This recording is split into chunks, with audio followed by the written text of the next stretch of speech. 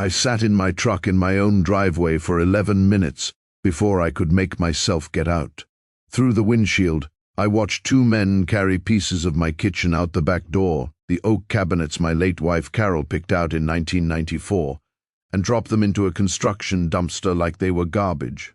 My son was standing 10 feet away, holding a coffee, watching it happen, not stopping it, directing it. That was the moment I understood something in my family had broken, and it wasn't going to unbreak on its own. But to understand how I ended up frozen behind that steering wheel, I need to take you back 3 weeks, to the morning I left for Arizona. Before starting the story, tell me what's your name? My name's Frank. I'm 68 years old. 34 years as a union electrician out of Grand Rapids before I retired. My wife Carol and I bought a strip of land on a lake outside Traverse City back in 1979. We couldn't afford a builder, so my father and I framed that cottage ourselves 1 weekend at a time for almost 6 years.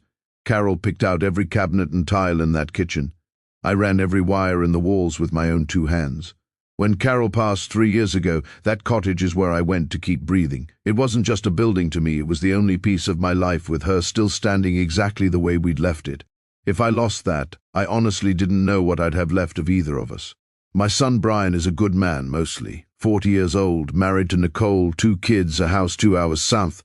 For the past year, he and Nicole had been concerned about me living alone up north. They mentioned more than once that Nicole's mother Sandra had just gone through a divorce and needed somewhere to land. I always changed the subject. I wasn't ready to turn my retirement into a group home, and I didn't think I owed anybody an explanation for that. So when Brian offered to keep an eye on the cottage while I flew out to see my brother for 3 weeks, I thanked him and handed him the spare key.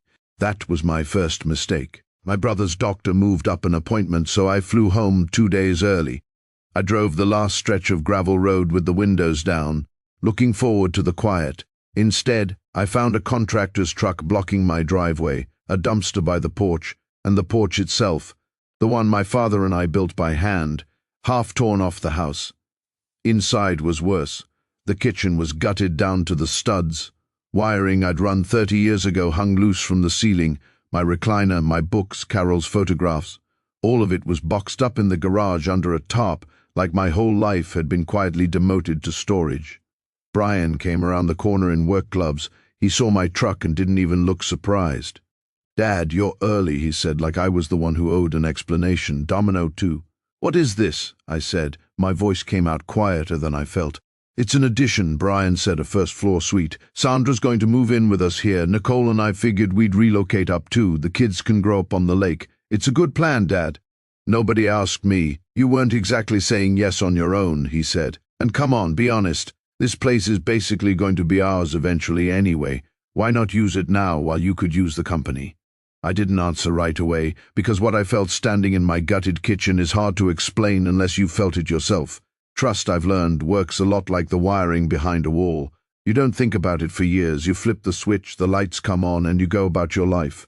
It's only when something starts sparking behind the drywall that you realize how much damage can build up in a place you stop checking. I walked past my son and out onto what was left of the porch, and I didn't say another word to him that night. I sat out there until it got dark, listening to the lake, trying to figure out how a conversation about helping me had turned into strangers hauling my kitchen to a dumpster. I didn't sleep. Around 1 in the morning, I went down to make tea and found a folder sitting on the dining table, half covered by a rolled-up blueprint. It wasn't hidden. It was just sitting out in the open, like nobody had bothered to worry about me finding it anymore. Inside were contractor invoices totaling $95,000. Underneath those was a durable power of attorney form. My name was already typed on the principal line. Brian's name was typed on the agent line. The powers listed covered selling property, taking out loans, and managing every account I own. The signature line was blank, dated for that coming Saturday, 2 days away. They weren't planning to ask me to sign it. They were planning to have it ready so that I would, the way you sign anything a family member slides in front of you when you've spent 40 years trusting them without a second thought. I sat with that folder a long time. I thought about Carol, about every double shift and every Saturday I put into that little house instead of sleeping in. Then I picked up my phone and called Ed Marsh, my attorney and my friend, for almost 40 years. Ed drove up first thing the next morning with his briefcase and my property file.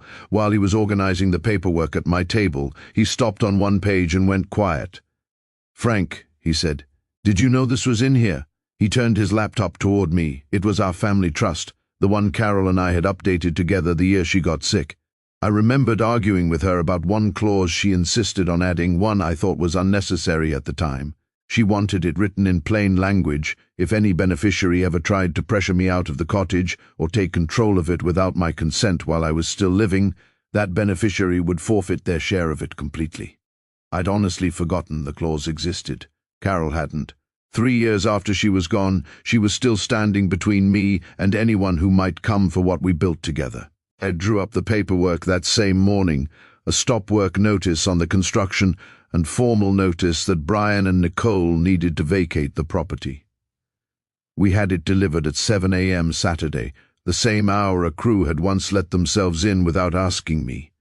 I wanted my son to feel, just once, what it's like to have your morning taken out of your hands. Brian was furious, then quiet, then something closer to ashamed once Ed explained the trust clause in plain terms.